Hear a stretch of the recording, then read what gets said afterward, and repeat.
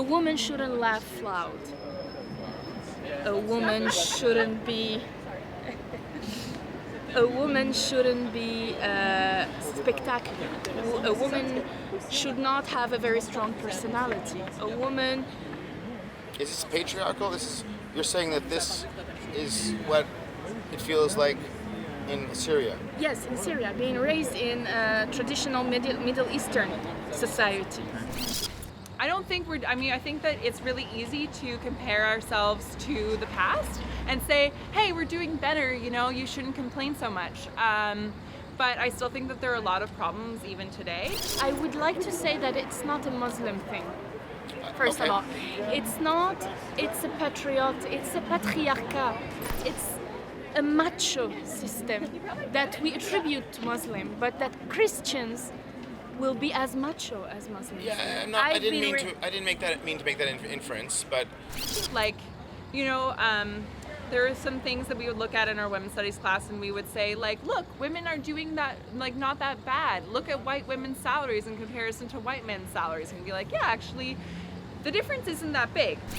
I had to say that because often even Arabs, even Syrians, will associate that the freedom of the woman is associated to Muslim versus. It's not as simple as that. I've been raised by a dad, and I still feel it. I've been raised by a father who thinks deeply that women have different purpose in life than men. But if you compare, Native women's salaries to white men's salaries, the difference is huge. So it also depends on which woman are you talking about when you talk about women doing better. When I took a class, it was a sociology class, and it pretty much showed me if everybody was because I can't really relate to just being black, I can't really relate to just being Filipino, but in society, nobody has it harder than a black man other than a black woman. Unfortunately, even though we say there's equality, it's not really true. And I think kind of everybody's guilty of that type thing. You're talking about class more than race, or either way? Everything goes together, disability, race, class. If you talk about sexual violence, for instance, disabled women are so much more likely to experience sexual violence than any other type of woman. And that rate isn't going down, that rate's steady. We aren't a lot of the time talking to the most marginalized populations. Yeah, more people on the street just openly try to pick me up. Is it rude when they try to pick you up, or is it Sometimes, a flattering? yeah. One time flattering? I've said no, it's never flattering. It usually makes me feel like I'm an animal, and I wanna. Thank you. Yeah, thank you. Yeah.